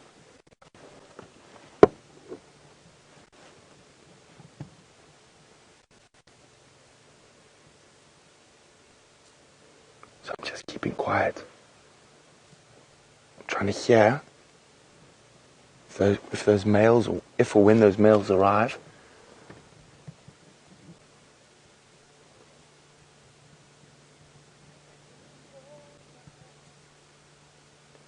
And can you believe it? We can hear Jean-Ray singing from here.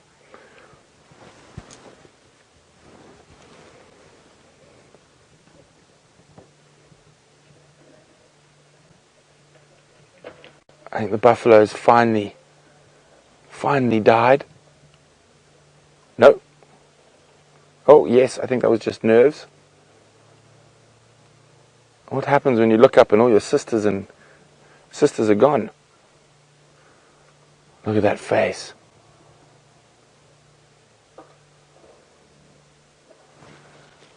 Any lioness is still behind you, Dave, that you can see. Now, this is a great risk for lions when they kill something as big as a buffalo, just to have it stolen by some male lions.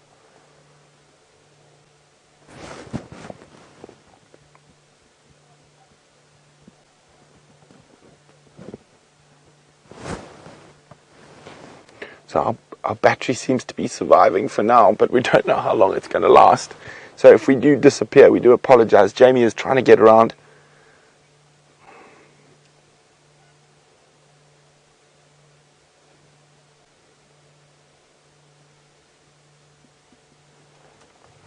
He hears something growling. Oh, look, her dew claws, one of her claws is caught. So I'm just going to take the spotlight off. I want to see what she's growling at. So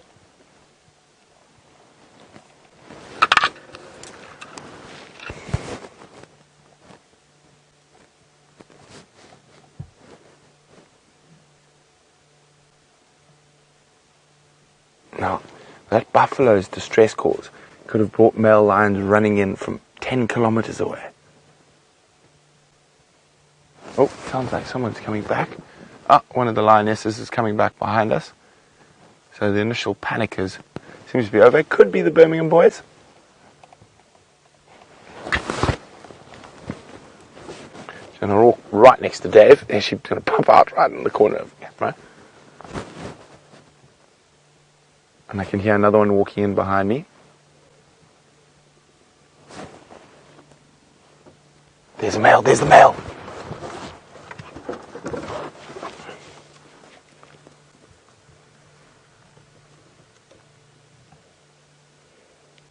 Scent marking. So it could possibly be one of the Birmingham boys. I thought I heard two males roaring.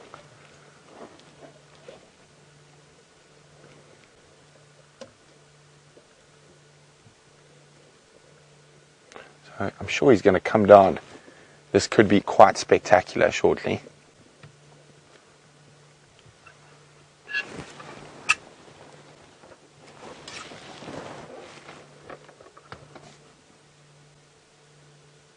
I saw another set of eyes behind him. So I thought I heard two males.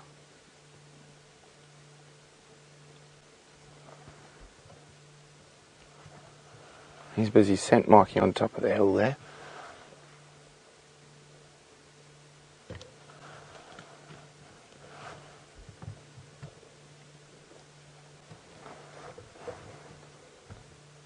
Now you can see the lioness who did the killing is panting heavily. She's not even thinking about eating. She was stuck onto that buffalo's nose for so long. The amount of energy she's expended to bring that animal down, it's just incredible.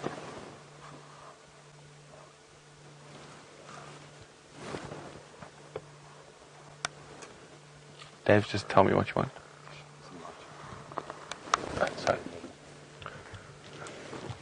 So Dave was trying to sign language me and I didn't understand.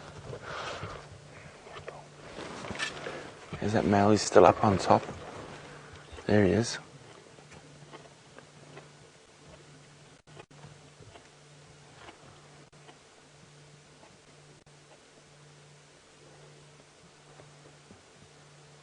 Why aren't you charging in here, mister? Have you really got a full belly?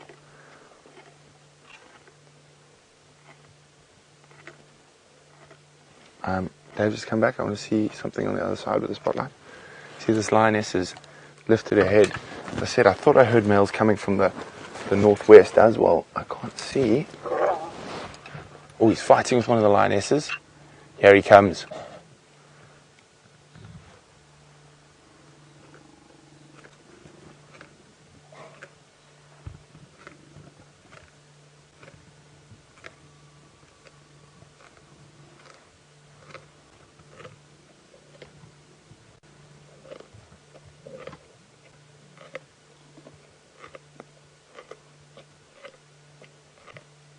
Yay, free meal. Definitely looks like one of the Birminghams. Yep, you can just see the scent marking the lioness's reactions to him.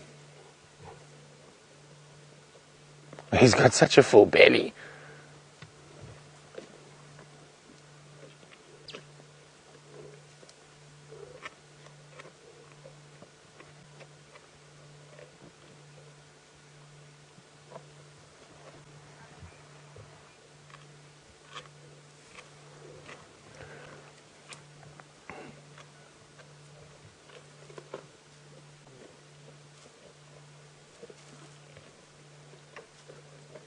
So he's not that hungry. That's why he hasn't made such a big deal. Normally a male lion, if he was hungry, he'd run in here and whack the females.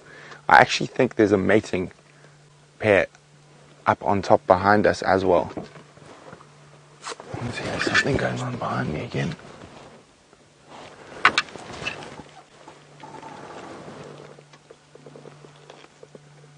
I can see a lioness in the distance, but I'm not sure if there's a male there as well.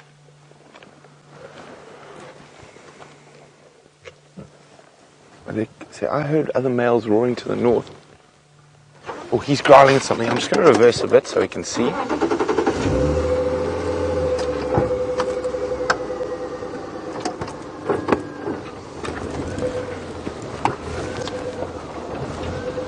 see another male up there, Dave? Oh, there's a big stump. I can't hit that, can I? Oh, we can't see anything just yet. Oh, I'm just going to move my lights.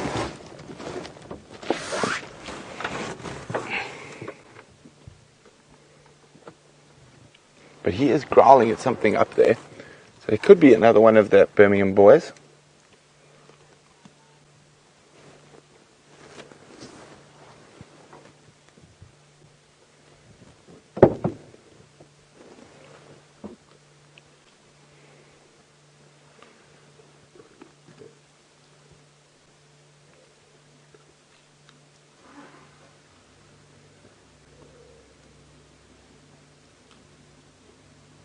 Isn't this just spectacular? We're right in the middle of the African bush, live with the pride of lions that has just taken down a buffalo live. The second ever live buffalo kill on Safari Live. By the same pride, the Nkuhuma pride.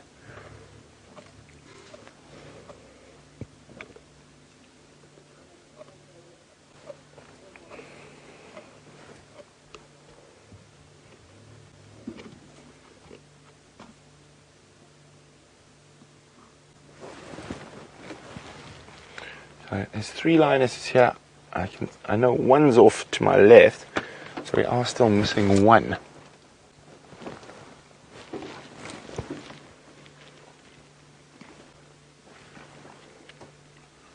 Oh, there's another male. There's a second male. Thought I heard 2 males calling.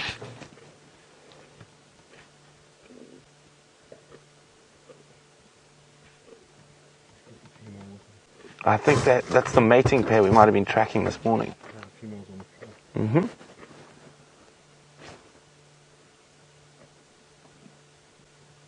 And to me it sounds like there might even be more coming from the north.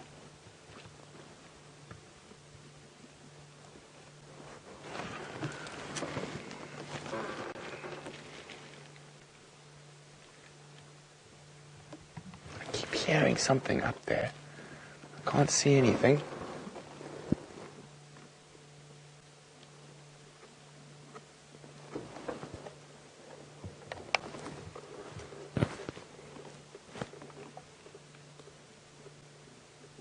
I think there's a third male to the north that's coming. Maybe even 2.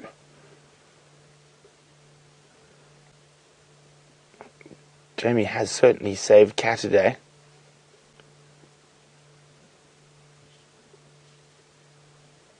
And she's going to come take over for me. I said we might disappear at any second.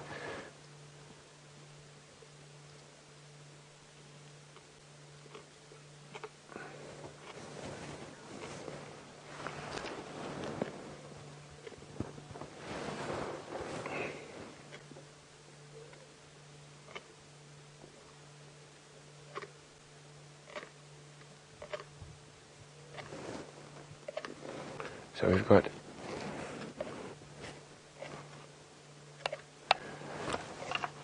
at the moment I can see 1, 2, 3, 4, 6 different lions, and I still think there's a couple more coming. So we're missing 1 lioness, and I still think there's some males coming from the north.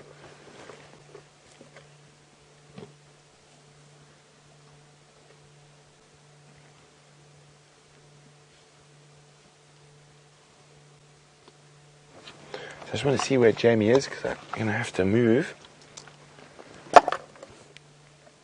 Jamie.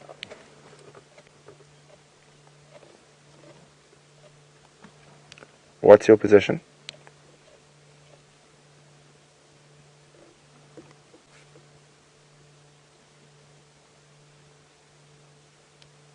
Jamie, what's your position?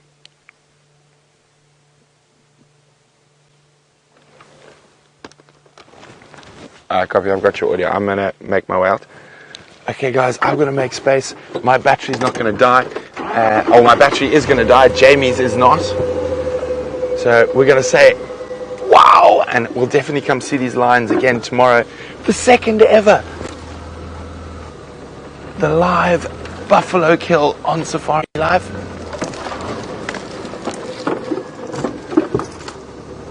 Bye, lions.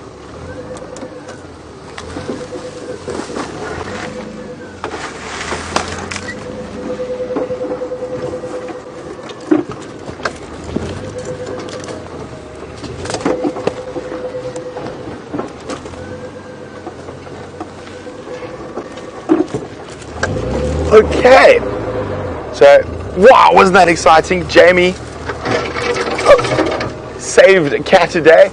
Oh, there's the 5th lioness. She's just lying off to the right there. There she is. I'm just going to find my way out of here now. And she happens to be on my road. Well, we'll have to go around her. Oh no, I don't think we can. So there's Jamie, she's going in. So from myself and the dangerous dish, what an incredible Saturday sunset, Catterday safari. So let's jump back on board with Jamie as she makes her way back towards those Nkuhumas on the kill. What absolutely incredible afternoon. That has been well and truly one of my most memorable moments in the bush that I have ever experienced. And as this is something that we couldn't show you, unfortunately we didn't have signal, but as Jandre and myself made our way out of that sighting, and I've just realized I've knocked my light up into the sky. Let me just fix that before we go in. As we came out of that sighting, I was busy trying to off-road, and this male lion appeared out of nowhere, roaring right next to the car, out of the darkness. I promise you, Jandre and myself both levitated about 20 centimeters into the air. I was about to exaggerate, but I'm not going to. But we really did, we levitated. Because all of a sudden there was just these 2 males right next to us on either side. I couldn't see anything in the thick bush. It's just been incredible. Okay, let me try and get through here.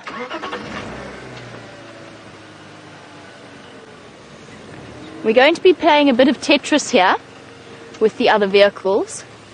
I don't know if Tetris is the right word, but it certainly feels like Tetris. Just so that we can get in. So just hold on, bear with me a moment. Brent is trying to get out, and there's another vehicle trying to get out as well.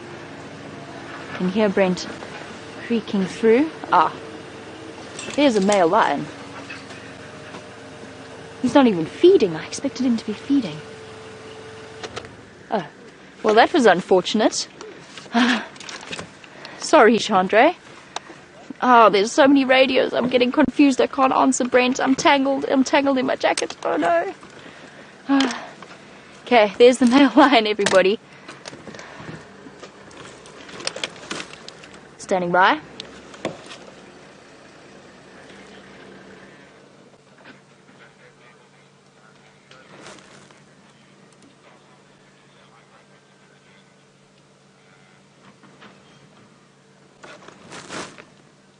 Copy, confirm south of my position now.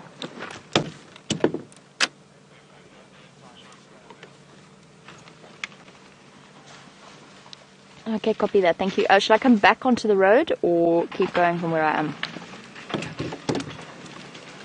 Oh.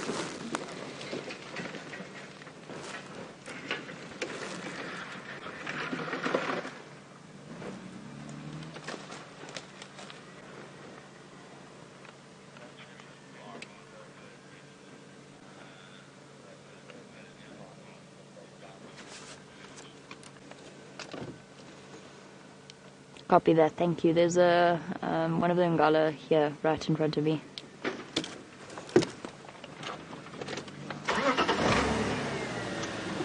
Okay, guys, we're going to try and reposition to just get to where Brent has told us we can go. There's another vehicle in my way, and it's really, really tricky to get in. I don't actually know how we're going to, except by moving around. You can come, Tax. I think we'll have to try and go through here.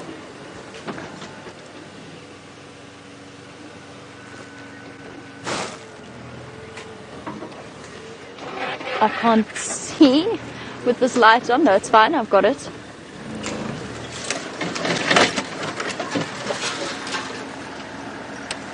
Oh, sorry guys. Didn't mean to blind you.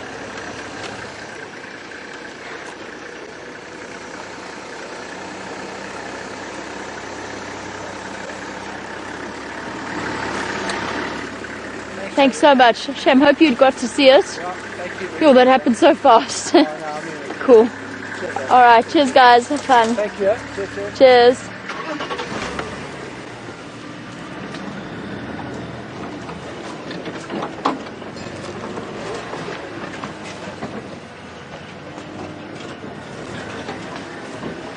Alright, let's see how Brent managed to get in here, because it's now totally dark and I can't see where to go, but I want to get to that buffalo. I know we've got the male lion here. I think we can do it this way. There we go. Okay, we got it. Oh boy, you're not hungry. Oh. There's the lioness. And no way to get into the buffalo kill.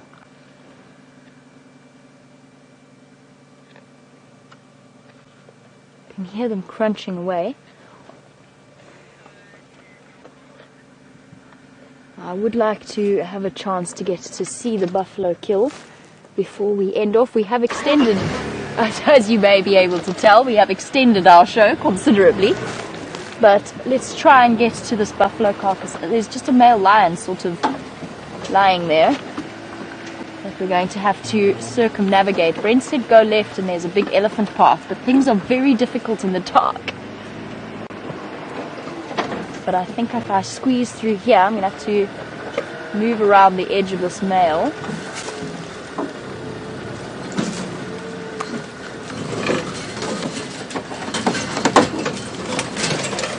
I think this is where Brent meant.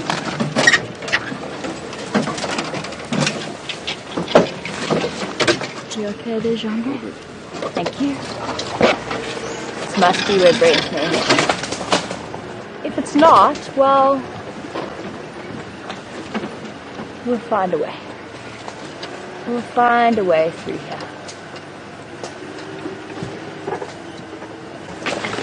I know we won't. Where this elephant path is. Absolutely no idea. I can't find it. This is not the way.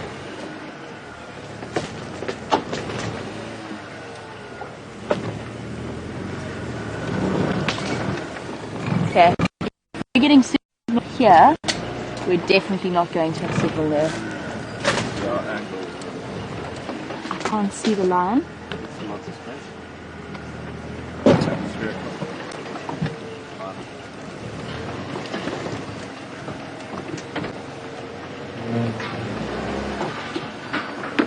Guys, unfortunately, I think trying to get into this drainage line isn't going to work out for us today, especially with Wendy's signal. We've had the most amazing experience, but I don't think we're going to manage it, unfortunately. And I've also got several vehicles waiting to get into the sighting now. We will be here first thing tomorrow morning to follow up on these lions. I don't know how Brent got in here, and I can't manage it with this lion lying where he is.